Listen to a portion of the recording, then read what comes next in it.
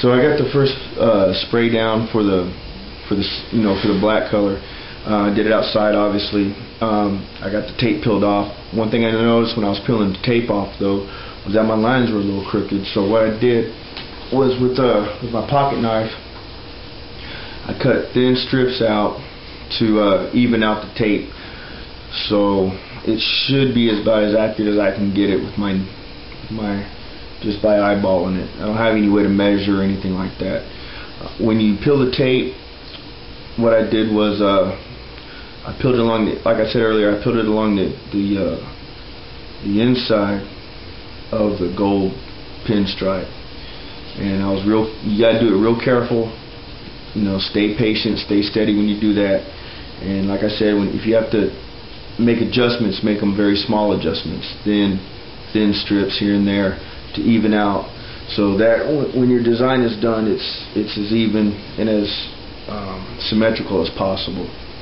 I'm letting it cure right now. It takes a little bit of time. You want it to get pretty good and tacky before you add on a second coat or a third coat or however many you want to add.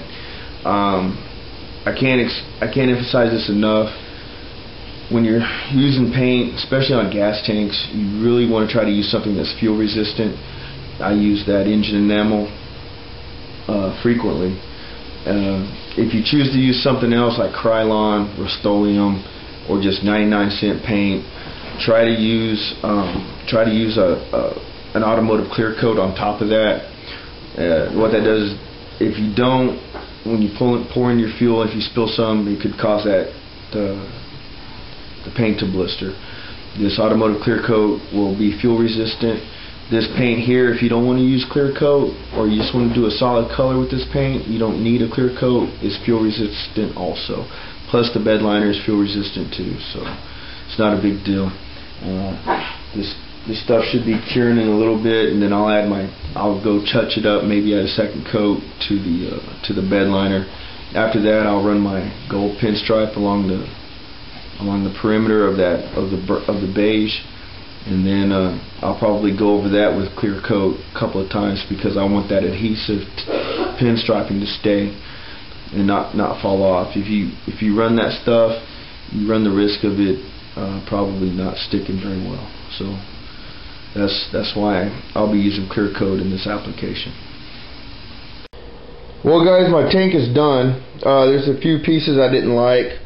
Right here, you'll see that the paint got peeled back. Right down here, you see that the lip isn't completely black, and there's another section up here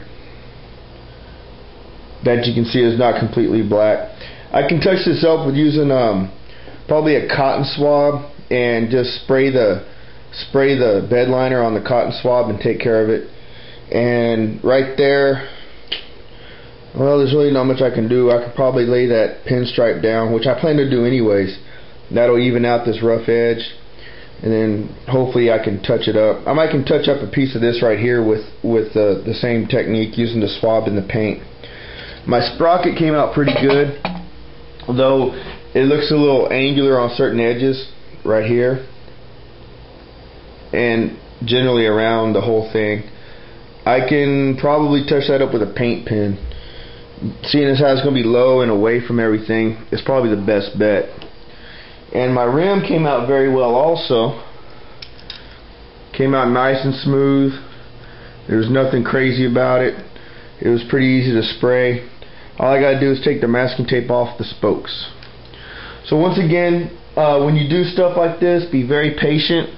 Try to just take your time. Think about what design you want to do. And experiment with different colors.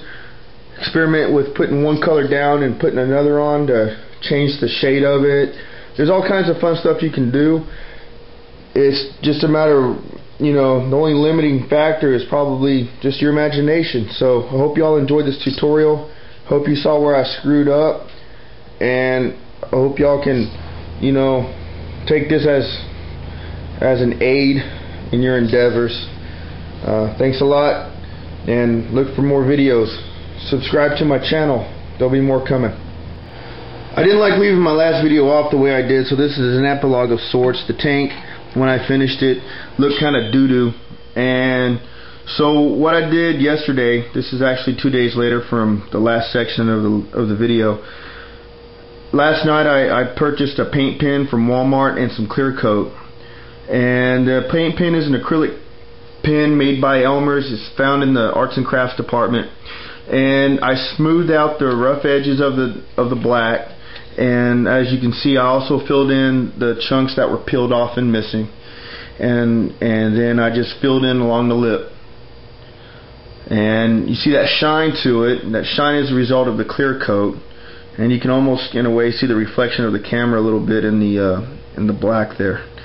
So what I did was, first, like I said, I smoothed out the rough edges. I tried to even it out a little bit more, and then I took my gold pinstripe and I laid it along the edge of along the border of the beige.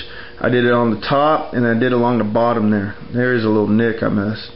And I did it on both sides, just like that. And then as soon as I got it laid, I made sure it was laying flat, made sure the adhesive was sticking, and I just laid that clear coat on there. I did probably about two or three passes with that clear coat. And another thing I did was I also used that paint pen, and ta-da! I smoothed out those rough edges on the sprocket that I told you all about, and I just evened it out the best I could and tried to make it as round as possible. I even touched up the back side, even though you see a lot of dust and grime on it. It's my greasy fingers. So, and that's it, guys. So once again, feel free to experiment with different designs, different paint combinations, different colors. I tend to go to a real basic vintage kind of look. I like, that's just the style I like, so that's the way I'll do a lot of my things. And just have fun with it. Different color combinations, different patterns. You can go geometric, you can go flame it out, all kinds of stuff. Just have fun. Make sure, like I said, the paint is fuel resistant, or you have a fuel resistant coating on it, or something of that nature. And that's about it. It's all good. I hope y'all like the finished product on this section of the video than the previous one. I'm much more proud of that. I didn't even want to post the other vid without this epilogue section here, because this thing looks a ton better than it did. It was looking kind of funky. So that's it, guys. See you later. Subscribe.